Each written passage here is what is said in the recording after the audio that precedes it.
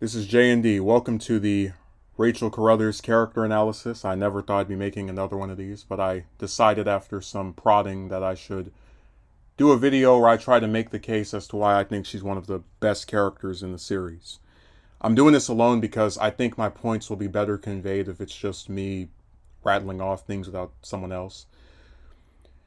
To give some background on Halloween 4, not to retread things for people who already saw the Jamie character analysis, but Halloween 2 is supposed to be the last movie, at least pertaining to Michael, and then after that they were going to do these anthology films. 3 wasn't as well received as the series producer Mustafa Akkad would have liked, so he commissioned for another writer to come around and revive Michael and Loomis from their deaths in Halloween 2's finale. And McElroy, the writer for Halloween 4, created the plot in a little bit over a week. So the first scene of Rachel in 4 is her sitting by Jamie as she's looking out the window of their home, and she's telling her, "Oh, you need to go to sleep," And she later on is asked by Jamie, "Do you love me like a real sister?" And Rachel says that she doesn't love her any less, even though they're not actually sisters.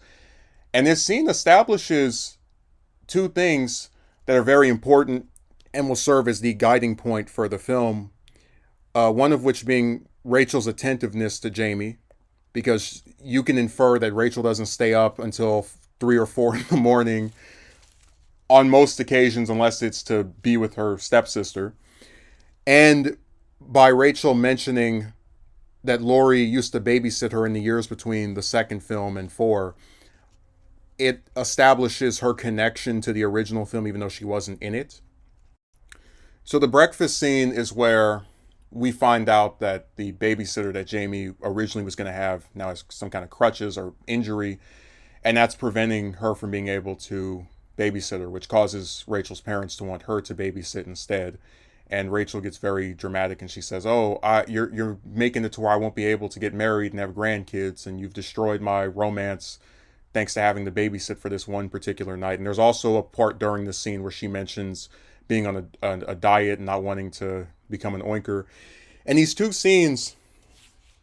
lines establish that she has some vulnerability because she's dieting. She's conscious about her appearance. But also it shows that she's someone who does care about Jamie. And there's a thing where people sometimes, when they feel like you're doing something or indirectly the reason for something not going the way they want, they do tend to get upset. So right after Jamie makes it known that she's there and apologizes for ruining her date with Brady, Rachel immediately puts her hand over her face and goes to apologize and basically tries to repair whatever damage was done there. The next time we see Rachel is after Jamie goes to school and gets made fun of by some of her classmates, and she's in the corner crying to herself. And again, being attentive to Jamie, she wants to take her to get a costume after she's decided that she wants to go for Halloween. And it's when we get to the scene when they're at the store that Brady runs that we're introduced to her love interest or boyfriend, who was first mentioned during the breakfast scene but actually comes into the plot at this point. And it's while they're speaking to each other that we get the first of 3 occasions in the movie where Rachel and Jamie are separated, and the tension comes from Michael being there as well and Rachel not being there to protect Jamie or to do something to lead her away from him. But you get this little interaction between Rachel and Brady that's very important to later events in the movie, which is Rachel telling Brady about how she has to babysit Jamie, and Brady getting mad at her for canceling their planned rendezvous. And I just think it's funny because, not to date the film, but he has this line about, you're just now telling me this at this point, expecting her to have said something earlier on. But in the 80s, people didn't have mobile phones to even, or, text or call someone. So I guess he expected her, as a person who seemingly doesn't have a car either, to somehow be able to get the message to him of like this date now being canceled, when she again had no way of contacting him before this point. I just find that really funny that he would get so upset over one date being canceled. And again, I get it. People, they get upset when things that they're looking forward to get botched or kiboshed. But still, I thought it was comedic. There's also a little bit of subtle foreshadowing with Kelly being there. And after Jamie sees Michael, Rachel kind of brushes it off and says she probably just saw a mask that scared her, which actually is somewhat ironic because it's right for the wrong reasons. She did see a mask that scared her, but it was the one that her uncle was wearing when he put it on and tried to reach for her. So when we get to the trick or treating scenes, they're having a good time together. They're going out, just enjoying each other's company. And we get to the part where Jamie and the rest of these kids go to trick or treat at Kelly's house, Kelly Meeker, the sheriff's daughter.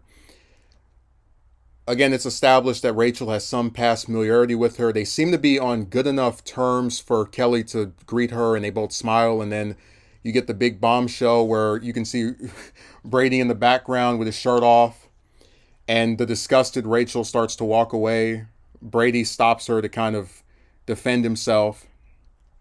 And this scene is very interesting in terms of forwarding Rachel's character because, again, the relationship from this point has been Rachel kind of being, what's the way of putting it, sort of timid, like not really standing up for herself as far as, I want to look good for him and that's why I'm dieting, and I want to make sure that we get to go on a date, and being upset with her parents for making her cancel it. But the character really has a lot of respect for herself where it counts and matters because she knows he's a cheater. He's someone who betrayed her trust that she was completely dedicated to.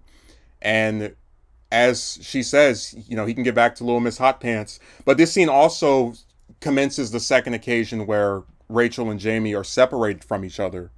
And there's a lot of suspense because we see Michael is out looking for her. It's in between this scene and some of the other ones where we see Michael first go to the Carruthers house where he confirms that Jamie is his niece after looking and seeing the picture of Lori. And it's while she's looking for Jamie that I also would get back to my point of how she's very relatable because I'm someone who doesn't have children, but I have looked after much smaller kids than myself in the past. And there is a very real sense of fear, almost scarier than any supernatural horror movie villain, when you've got this kid that you're out doing something with in, whatever public domain that you might be in, whether it's going down the street or at the park, and suddenly you get separated from them because maybe you get distracted for a little bit or they kind of wander off. They don't know on signal to just wait for you. And it's a very tension-filled scene, even without having Michael there, because as the fifth movie is going to establish, there are plenty of not so great people in Haddonfield besides the serial killer that comes back every year or a couple of years to commit terror. So after they reunite, Rachel grabs onto Jamie and she tells her, don't ever go off by yourself again, not ever, which is actually going to be something else that Jamie breaks before the night is over. And this is where they have their first scene with Loomis and Meeker. They get into the car with them. They go back to the sheriff's station before they go back to the Meeker house after we find out all the cops been killed by Michael. And this goes back to why I really like the script for the movie, because by making Kelly the daughter of the sheriff, who is very much trying to adhere to Loomis's warnings about, Michael being out there and needing to protect Jamie, it organically causes a reason for Rachel to be around two characters that are not the movie's villain, but they're not people that she's friendly with. She has a conflict that I think any person can sympathize or understand the basis of, and making it to where they all have to be around each other once more. So Rachel goes up to the room with Jamie and is just sitting there comforting her, and Brady asks her if they're all right, and Rachel mentions Michael. And this scene's also interesting because it establishes that Rachel knows very well who Michael is, what his crimes were. In many ways, she's almost, I'd say, an audience surrogate for someone who has seen the first and second film, because it's for people nowadays, it's hard to remember, but there's a 7-year real life gap between Halloween 2 and 4. So you can infer that there were some people who went to theaters that saw 4 and I'm not talking about the slasher movie Saw 4, but I mean saw the fourth film without seeing the first and second one. But she mentions who Michael is to him. It kind of explains it a little bit. And when she goes downstairs after Jamie falls asleep, and I also want to just point out, she gives her a kiss on the forehead, which is something that I find really sweet and shows the tenderness of their relationship and how they are kind of like family members, even without being related by blood. But she goes downstairs and gets assigned to talk to the state troopers or the officers that are coming from other parts of the state of Illinois to help with Michael's defeat. And it's during these scenes where we get the interaction between her and Kelly, where Kelly tries to at first apologize, and Rachel says, "You knew, you just didn't care." And then Kelly I love fake apologies. She doubles down on being a boyfriend stealing temptress by saying, he's not married and you have to wise up to what men want, or he won't be the only man that you lose to another woman. And Rachel takes the coffee that is in the room and smashes it right into her chest. And again, it's another one of those scenes where, without fighting the supernatural film villain, she stands up for herself. She's assertive. She, again, has that vulnerability of being concerned about her relationship with this guy and her physical appearance, but she still is someone who recognizes her own self-worth and doesn't play games or put up with any nonsense from people. After she has her scene where she's in contact with the sheriffs and she goes to find the others, she discovers the corpses of Kelly and the other officer that was there, and her and Brady try to at first escape before realizing that they're trapped. And Rachel tries to get him to also be concerned about Jamie. Brady is very convinced that Jamie is deceased and says, she doesn't, what chance does she stand? And Rachel refuses to believe she's gone. And this is interesting because, people, they do a lot of blind praise for the first film, but one of the things I really like about 4 is the depth of what you could consider the side characters. Like, Brady is a side character as far as I'm concerned. But the reason I like his relationship with Rachel is for little stuff like this. He's trying to get her to leave the Meeker house, unquestionably more so out of concern for her than like, oh, I just don't care about that little girl that got killed. You can buy that he's completely convinced Michael killed everybody. The reason you can't find your step sister is because she's already dead. Let's get out of here.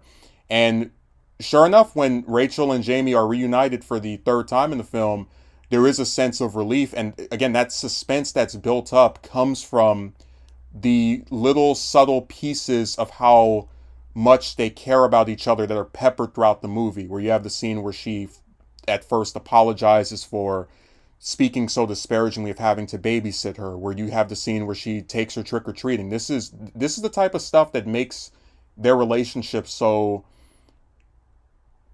investing, so worth investing in. Now, after Michael makes himself known once more, and Brady starts instructing Rachel to take Jamie and leave the house altogether, you have Rachel begging, saying, "Hey, don't come with us. Don't sacrifice yourself. Come with us." Screaming out his name, having to be dragged off by Jamie. And as I said before, this relationship works for me, not necessarily as a good romantic relationship, because I don't like people that cheat in fiction or in real life. I am sympathetic in some cases, but Rachel was not shown to be in any way a bad girlfriend to him. He was just kind of this horny guy that didn't recognize her quality. But the reason their relationship adds another layer to the movie is because there's a complexity with these two characters where they're no longer dating, they're done, they're finished. Rachel just iced him out, and it's, justifiable. You have someone that cheats on you, you don't want to stay with them. But the complexity comes from the fact that they both show concern for each other that is legitimate after it's over. Like, you have this term that TV Tropes defines as amicable exes, and they don't necessarily fit under that label because they're not shown speaking to each other or having, a good time talking together, but they do still have feelings of actual concern for each other as partners. You don't have Rachel just say, "Oh, Brady cheated on me, so I hope Michael gouges his eyes out or breaks his neck," which ultimately does happen. But that's what makes that scene work all the more for me, because he's not just this throwaway love interest for her. He actually has a purpose and furthers her character in showing that she's someone who felt she had a connection with him, and it was broken off because he wanted to kind of like rush things with their romance, but she still cares about him, even if we're never told how long they dated, but still. And it plays back into that thing of making characters have more dimensions than just, oh, this is the ex-boyfriend of one of the protagonists getting taken out so Michael can have another kill to his kill count.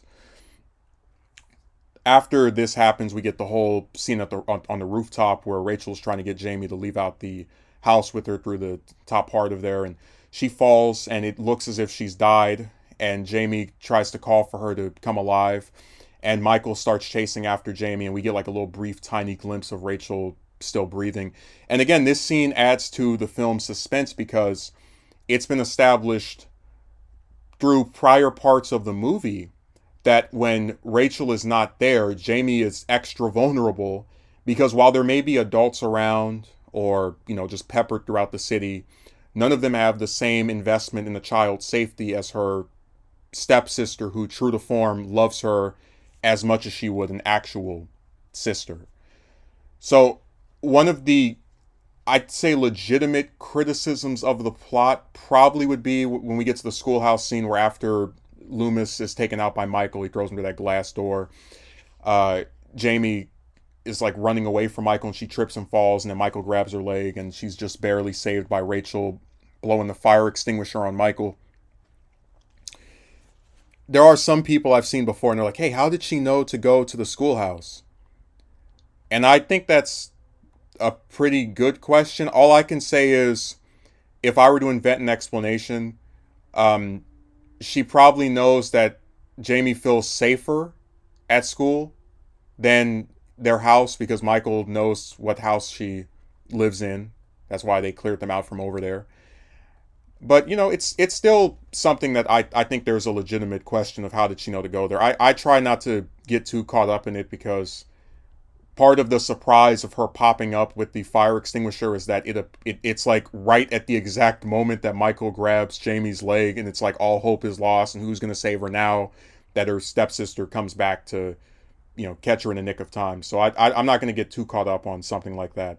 But after this, they meet the various Haddonfield citizens who have decided to rebel against Michael's new murder spree, and they get taken out of the city with this group, and they're one by one picked off by, and to this day I'll never understand how Michael just teleported onto the back of that truck. I actually have said before, I would have preferred if, I hate to bring this movie up, but for example in Curse Michael Myers Halloween 6, I would have preferred if they did something similar to that, where he's driving a truck and kind of like slams it into the back, and then we get to see the truck kind of like go over, or maybe he hits it on the side and cuts somebody. I think that would be more realistic than just having him appear on the back of the truck, because I still can't figure out how he ended up being there.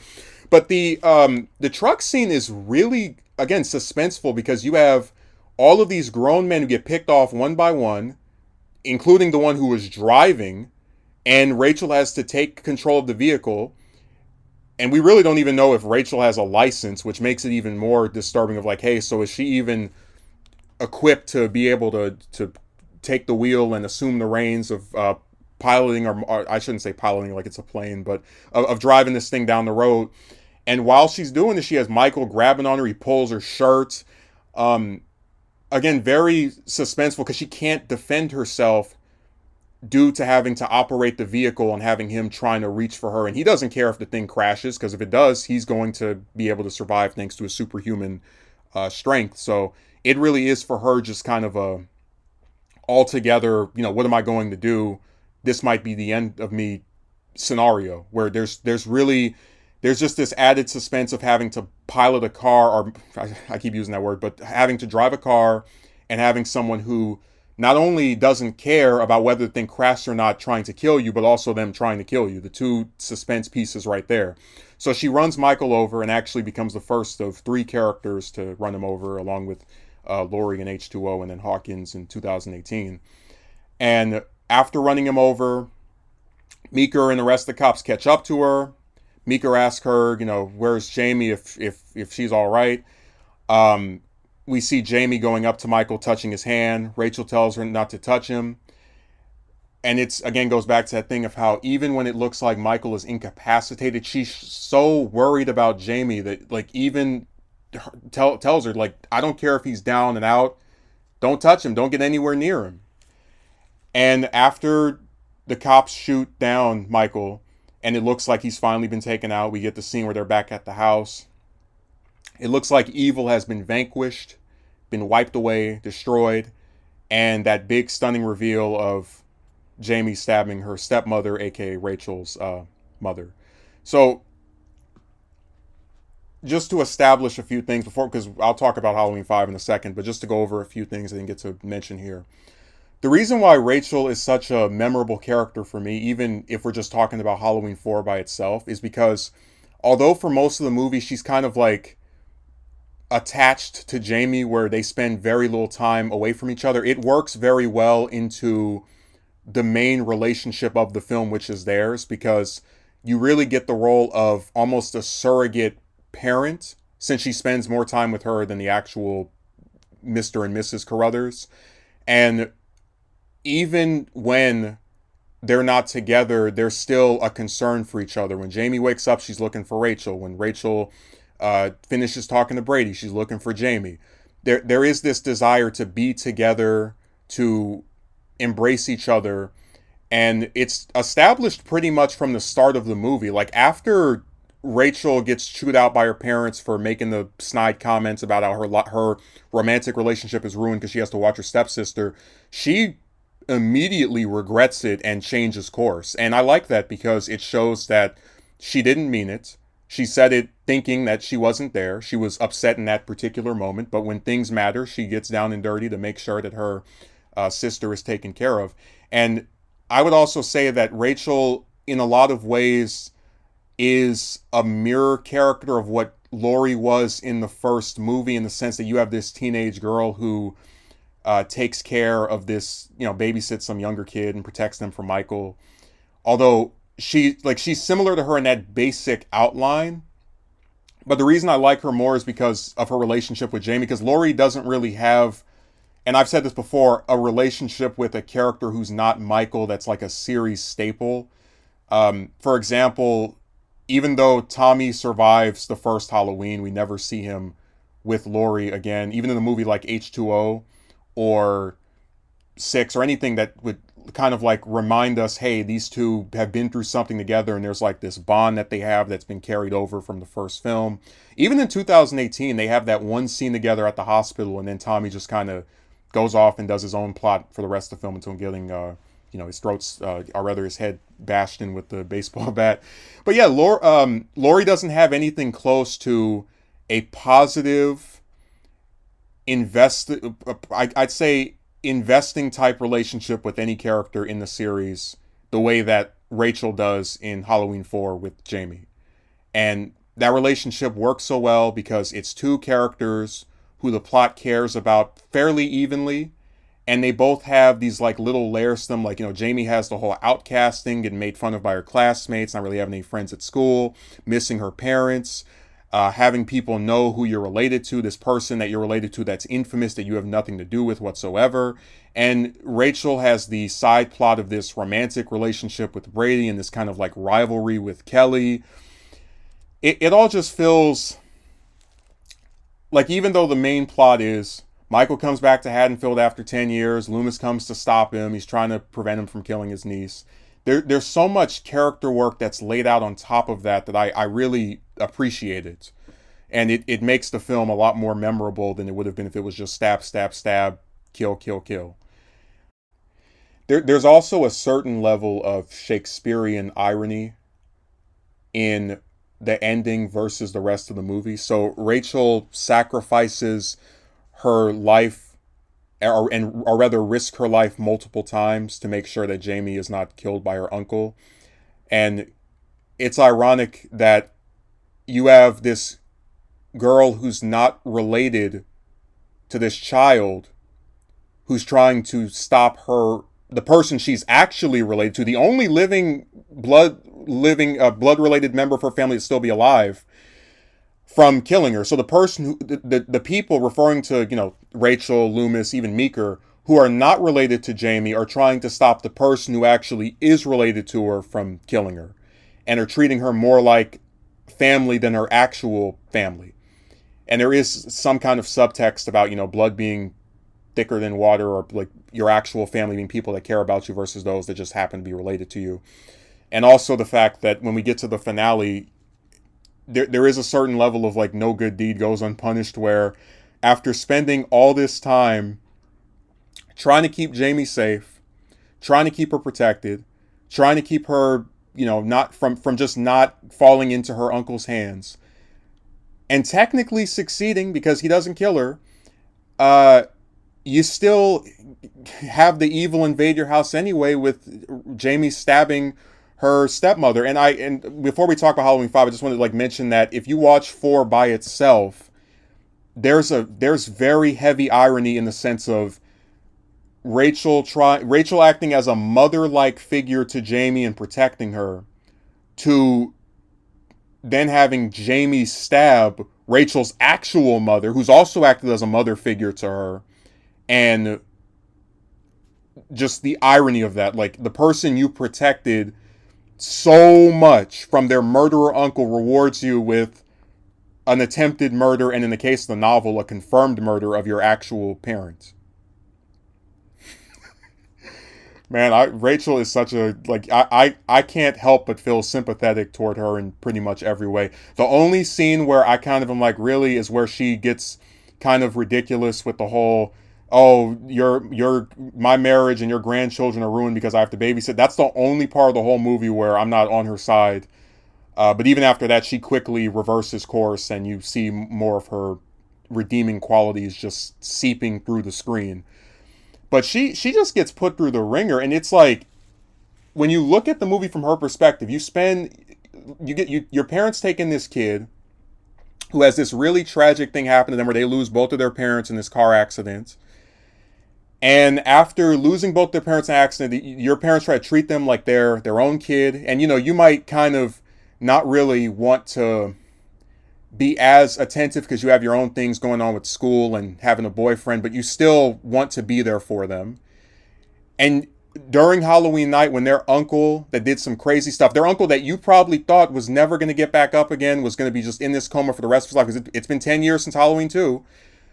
He comes back, he kills a bunch of people, including your boyfriend that you only recently broke up with, still had some feelings for, but you managed to fight through the night and save your stepsister, and you think, okay, nightmare's over, I can rest, I can relax, I can just sit back and kind of calm down for a little bit, we've made it.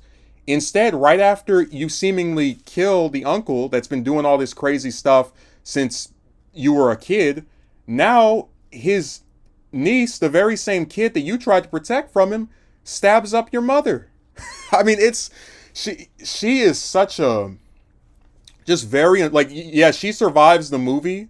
And of course, I'm glad that she did, because I think she's terrific.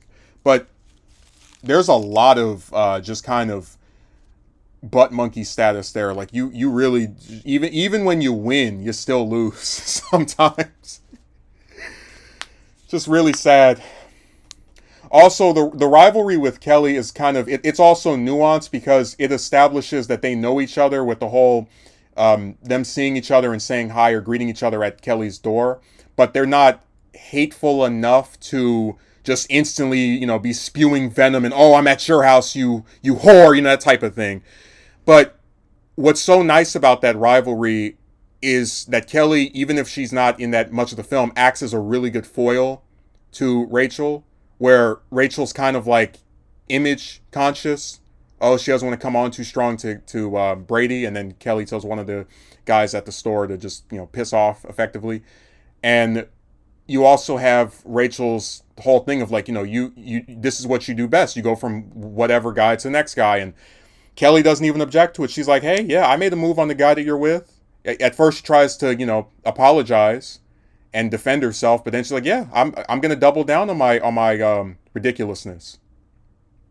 So that rivalry is also something that adds to the film. Because Laurie in the first movie, the closest thing she has to a kind of like antagonistic person who's not Michael is maybe Annie, but they're still friends and hang out with each other. So it's more like a lovable antagonism, like the way that you would have some friend that you've known for a long time and you kind of like trade barbs about, oh, you like this, or you do this thing I don't really agree with, that kind of thing, where it's not that same level of confrontation, but having her have this really extremely attached relationship with Jamie, and this rivalry with Kelly, and this romance with Brady that ends, but they still care about each other.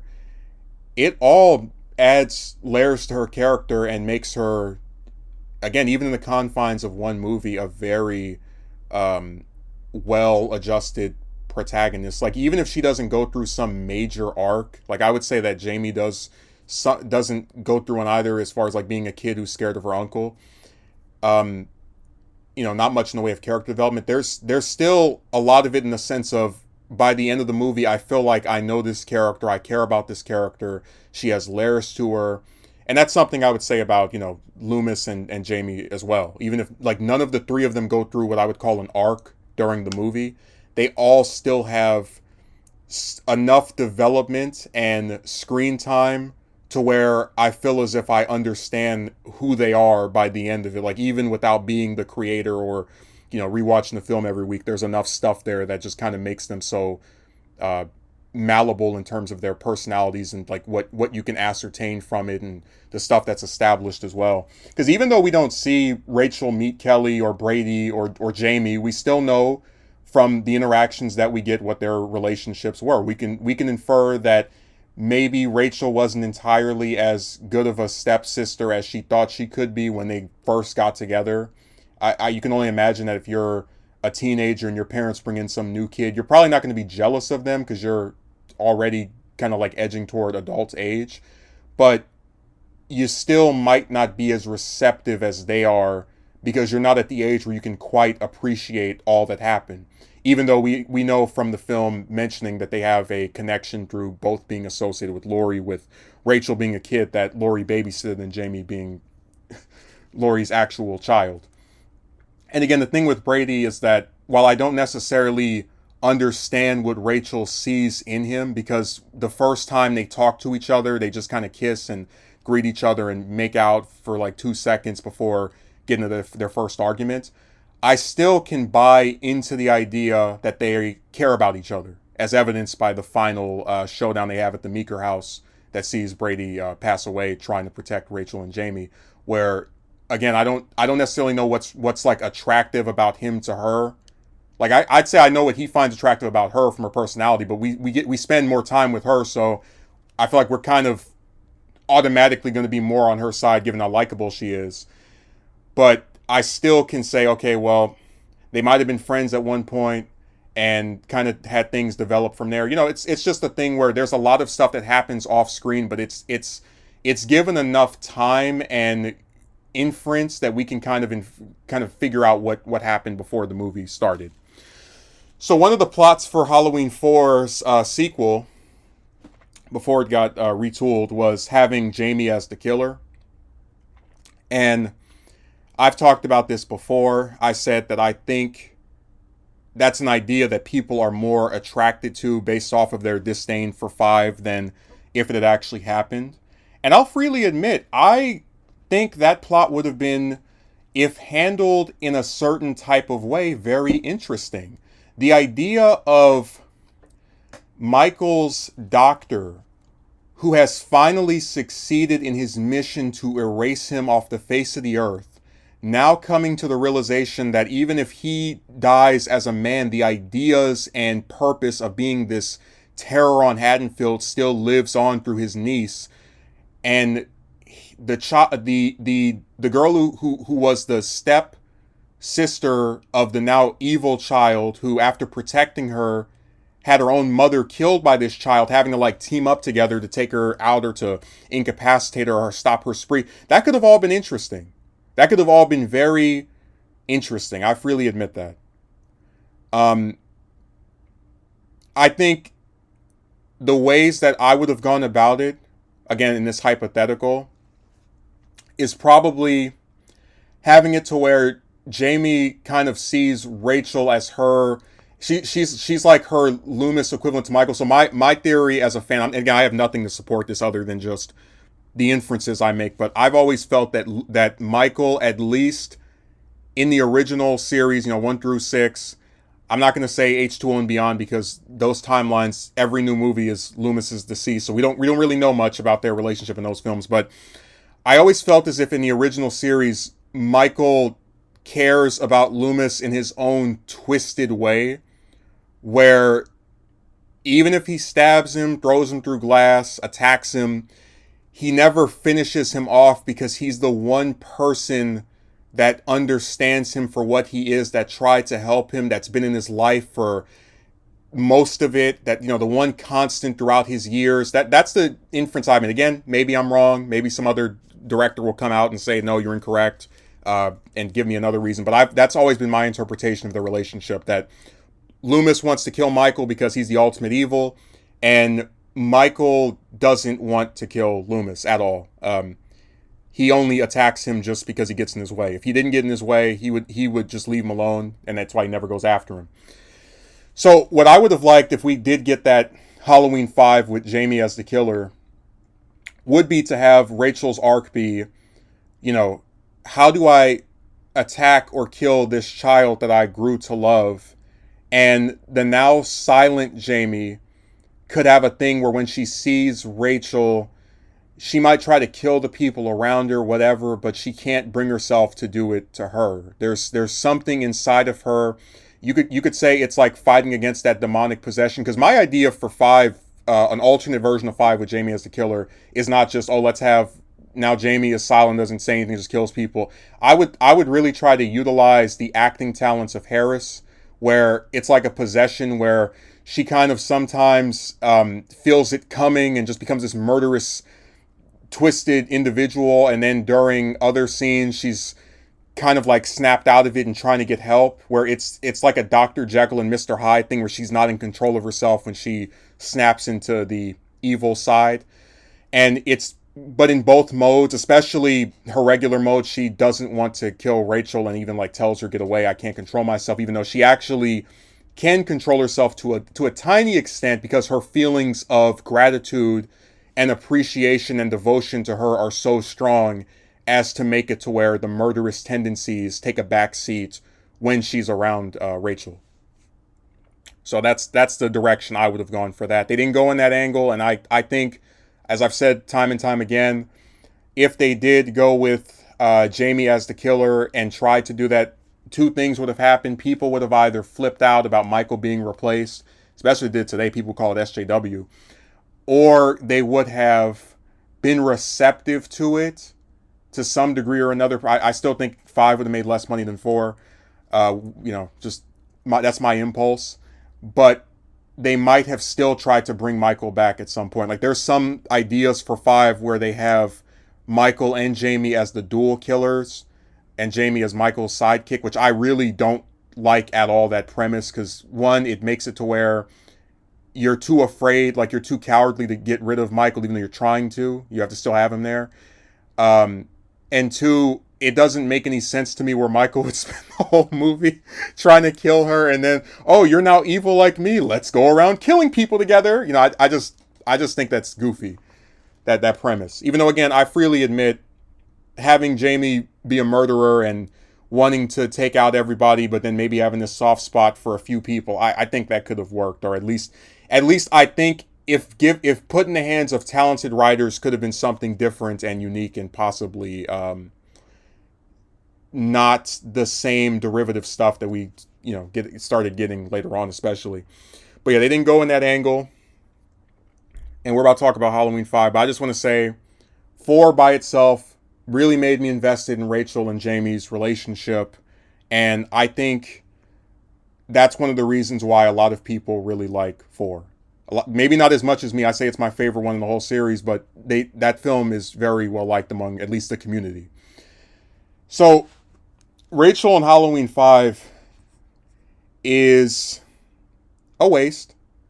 But it's also something that I think is worth discussing, because it's got broader implications, and it's not just the same old stuff that we could talk about and kind of like dismiss and say, oh, this is bad, get out of my face. I think there's a lot more to go into. So 5 starts with a recap of the final battle, if you could call it that, with Michael, and you see like this added scene of Jamie and Loomis together, which I always point out to people wasn't in the original version of 4.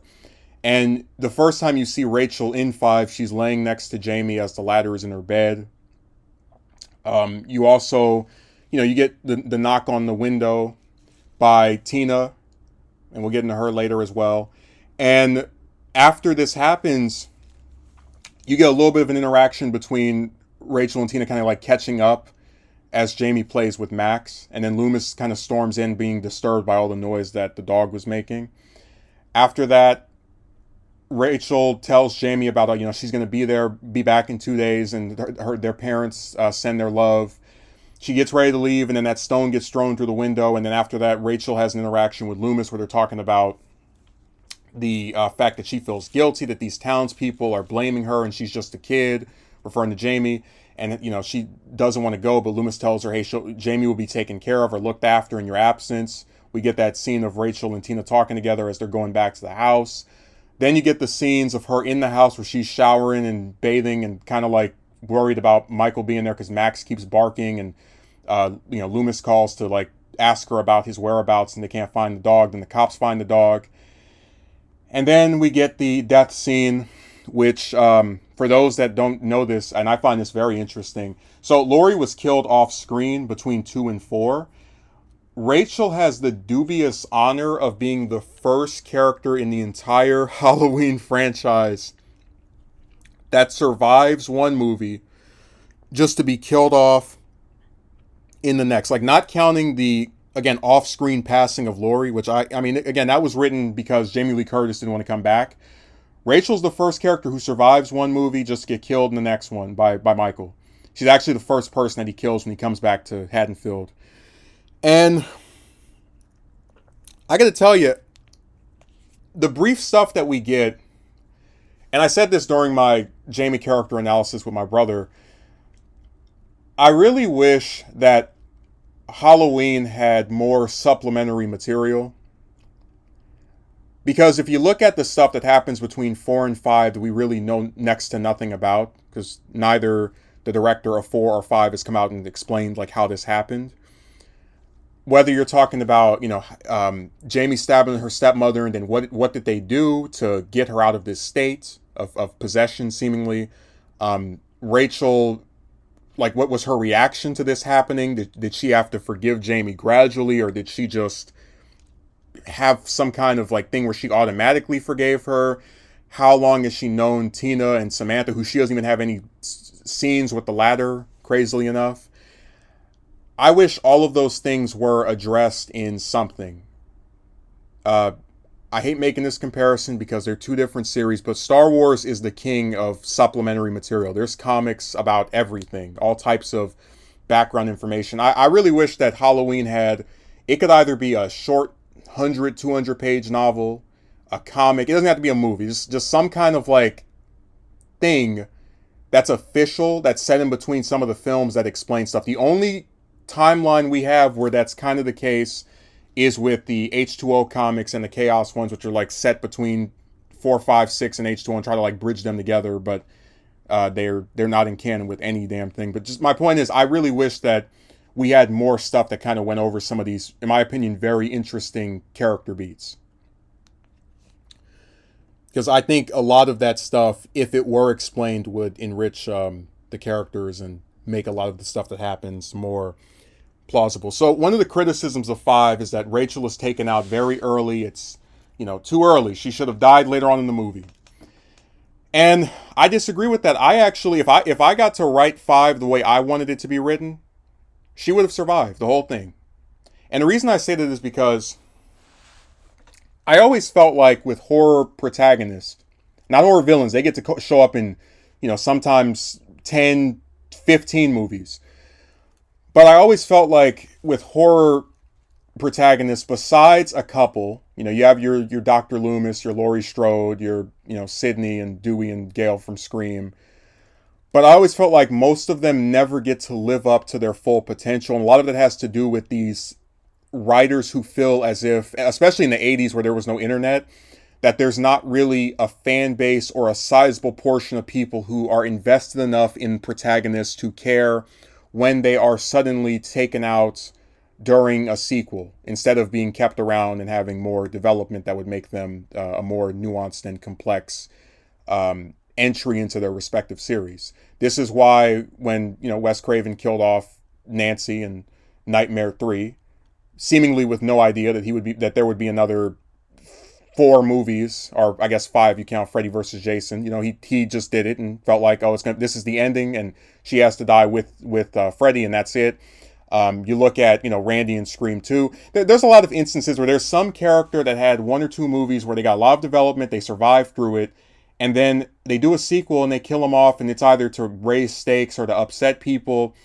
And with Rachel, I think if you kept her death the way it was, where she dies 20 minutes into the movie, less than, like during the first act, but then you have peppered throughout the film maybe 4 or 5 flashback scenes of her with Jamie, and like her forgiving her and being there for her and kind of like encouraging her to talk and just sort of showing where she's been very supportive of her as she was in 4.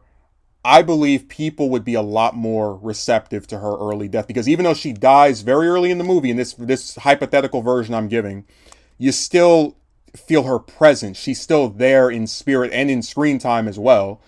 And I think doing that would really kind of make the movie, again, even though it has like the sorrowful thing of, one of the beloved characters from 4 passes early on, you still get more stuff with her. And a lot of people bring hatred onto the character of Tina Williams because they feel as if she replaces Rachel. She's someone who's also close to Jamie, and Jamie even regains her ability to speak after worrying about her. And I said, I really think that if Rachel survived all of 5, like just hypothetical, she's with Jamie at the clinic, she's part of that final battle scene at the Myers house, although maybe, she gets heavily injured and is incapacitated at some point, but she still survives. Basically, if you played 5 pretty much the exact same way it is, with a little bit more of Jamie having someone with her throughout the whole thing of Rachel, I truly believe you could keep Tina in the exact same role and a very much smaller number of people would complain about her, because I think a lot of the animosity toward that character is again, not saying it as a fact, but the view that she replaces Rachel, even though they're very different from each other. I mean, Rachel is kind of like quiet and reserved, Tina's loud and just outgoing, and Rachel doesn't even have a love interest anymore, and Tina sort of just kind of has this fling thing with Mike. Rachel couldn't care less about getting dressed up for Halloween during 4. Tina does have a costume. They're the only thing they have in common is they're both like that older teenager-esque, teenager-aged character who Jamie has a close relationship with. That's pretty much the only thing they have in common. And honestly, I think in that hour-and-a-half movie, there was room enough for both of them. I think if they kept Rachel at the clinic with Jamie and kind of like tried to help her and be there for her, and then maybe had Tina as like the driving character who Michael is going after to get close to Jamie, the movie would be much better received. But then again, I always remember that there's people who complain about the Man in Black, even though he's barely even in the movie and really is just there to be a sequel hook, and very minor element. And then the tattoo, which they retroactively establishes I mean, there's a lot of stuff that people complain about, to where I just feel like Rachel's death is kind of like a part of a laundry list of stuff they whine about, and if it weren't there, they would still be complaining about other things. And it's just one of those things where, again, I agree with the premise of, I think her death was a mistake, but I also believe that there was some logic to it, and that if she was as beloved as these people try to make her seem to be,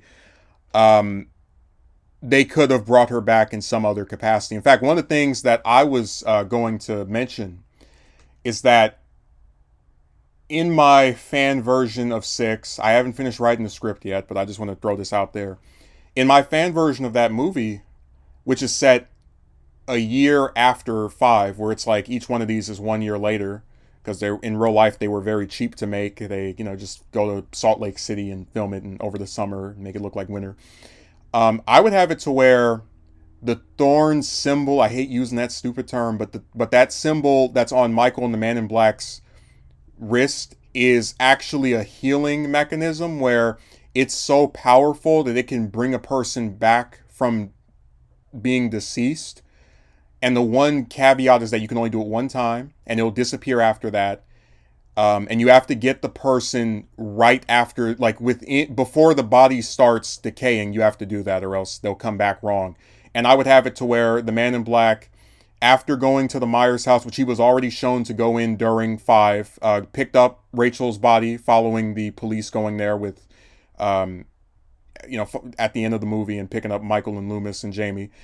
And he took her body, resurrected her that night, kept her captive, told her, hey, you do what I want you to do, you can see Jamie in a year. Next Halloween, you can be there to protect her from Michael. And his whole thing is that he's interested in just seeing like how Michael functions, as far as like he's a spectator who's kind of like more on Michael's side than anybody else, but he wants there to be competition. Like that's why he likes Loomis. That's why he, wants Jamie to survive at least for another year, because he wants to like keep knowing that those things are going to be there to see how they affect Michael's next spree.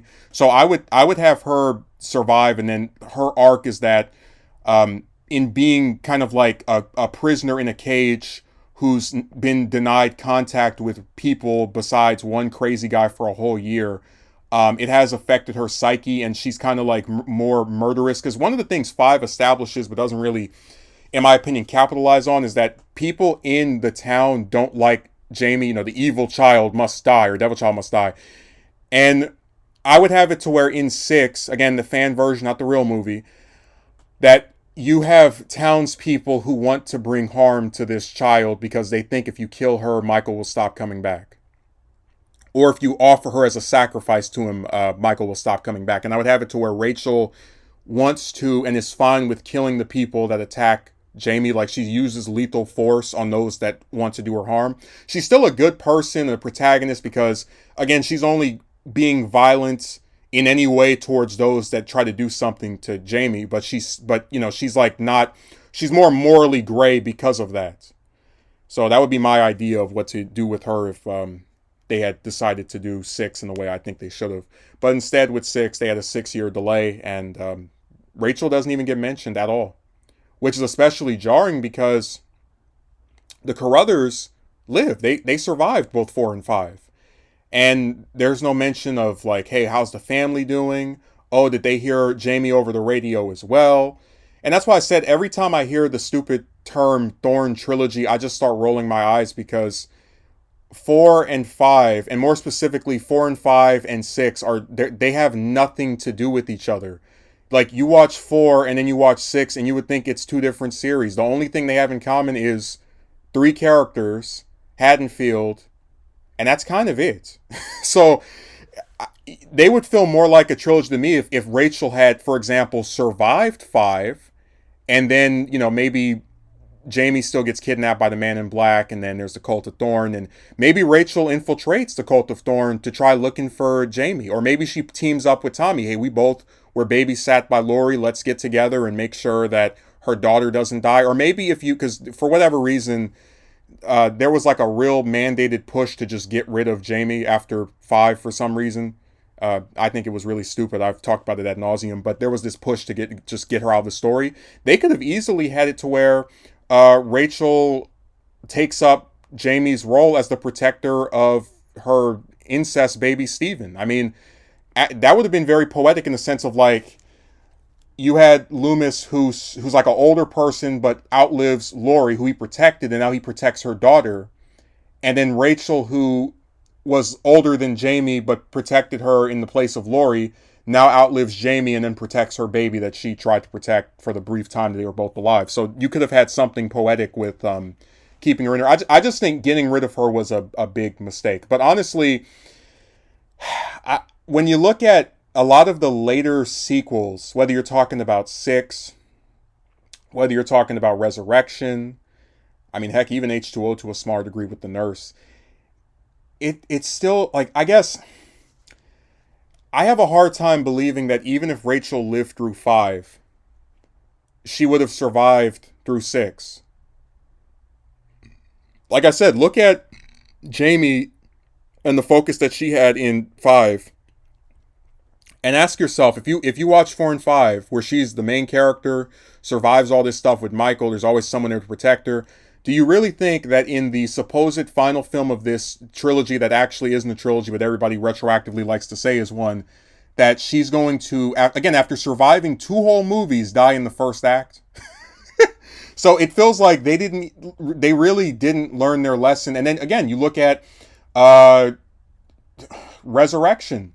Laurie survives the first film, the second film, H2O, and then suddenly is stupid enough to let Michael kill her at the start of Resurrection with the dumbest trap ever. Oh, let me make sure that his mask comes off so I can be sure that I'm killing someone who's not Michael, even though why would a regular, non-harmless, non-threatening person be coming to try to kill me if they weren't my... But, it's just stupid. But it's like, you look at stuff like that, and that's why I said I can't be convinced that if she had lived through 5, they would have kept her alive through 6.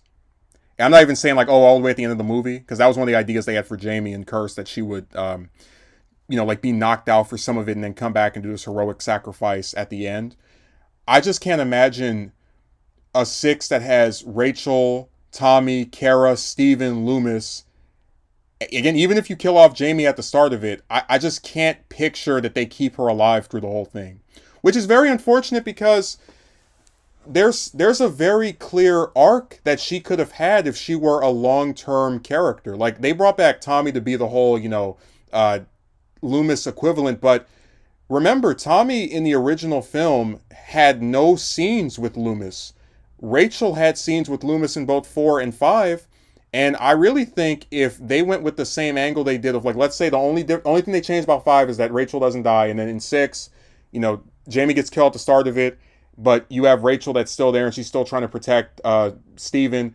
You could easily have transplanted all of the development you gave Tommy to Rachel. You could have her be the one who's obsessed with finding what happened to 2 of them. She has way more reason to be as invested in what's going on in that movie than Tommy does. So I really think, like, just there's a lot of wasted potential with her. I do believe that, and people can get mad and they'll say, oh, you Thorn trilogy lover, but truthfully speaking, I just like good characters. And I freely admit to you, Rachel is, I think, not only a good character, a great character, one of my favorite final girls and horror characters altogether.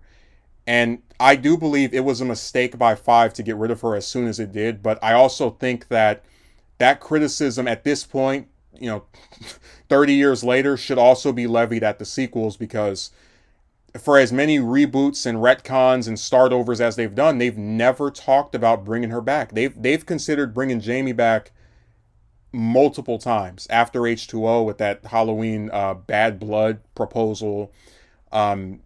During the 2018 timeline, there were like early scripts where Karen's name was Jamie. So there's been a lot of instances where they've considered bringing that character back, but never her stepsister, who in my opinion had could have received just as much mileage as Jamie did.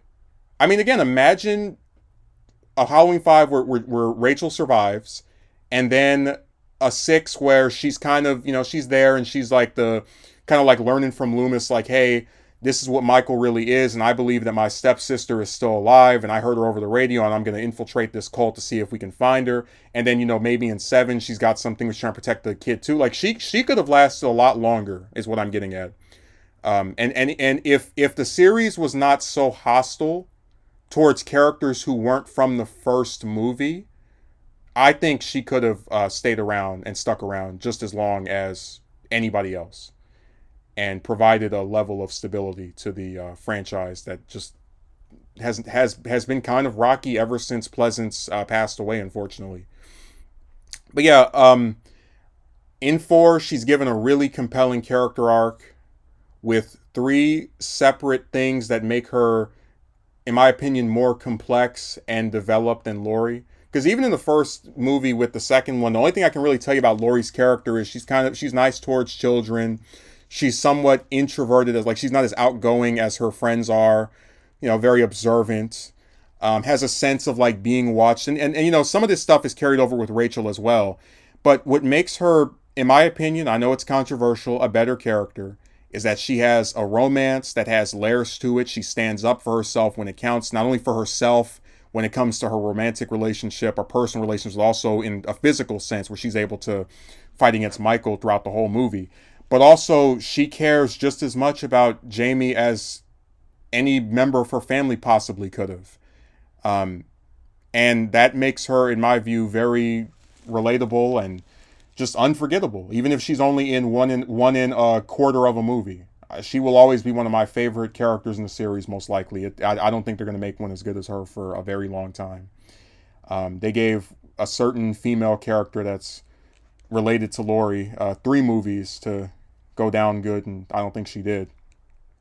But yeah, I'd say that besides the wasted part of the character, the stuff that was in 4 is really good.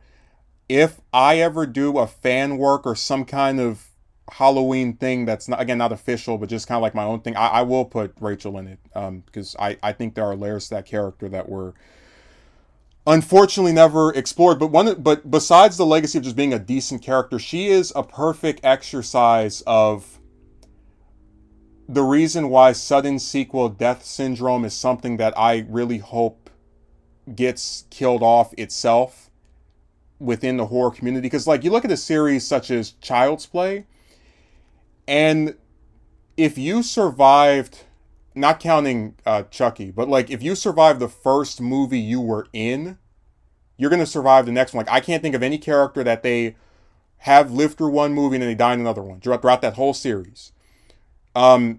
Scream is really obnoxious with that, but the ultimate disgrace was what they did to Dewey in the 5th film, which we'll eventually get a character analysis on him too.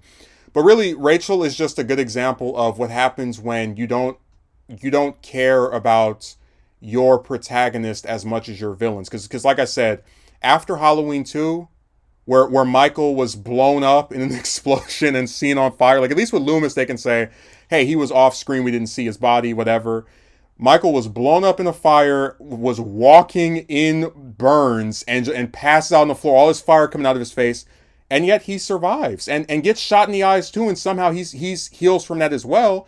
So with Rachel's injury of getting stabbed in the torso area, if they hadn't included her body at the end of the movie, which I really wish they hadn't, because then they could have done the whole you didn't see the corpse so they could still be alive thing with 6, then I believe that she could come back and you could make a reason. Like, even if you didn't want to do a supernatural thing, you could just say she got stabbed, the eyes are open, state of shock. Or maybe that, Jamie saw her as part of some dream. That's the best way to retcon this stuff. It was all a dream, that one scene. But yeah, even if she never comes back in any interquel or sequel, and I'm not holding my breath because, we know how horror series are with people that weren't from the first movie, especially Halloween. That's the most infamous one where people suck off the first film. Even if she never comes back, she will always be one of my favorite characters, not only in Halloween, but in horror. So thanks for watching. I hope this has explained why I think she's a terrific character, and adds many layers to Halloween 4. But also, I hope it just kind of showed where even if something has been out for a long time, there's still a lot to say about it. So thanks for watching, and tune in next time to my Tina character analysis.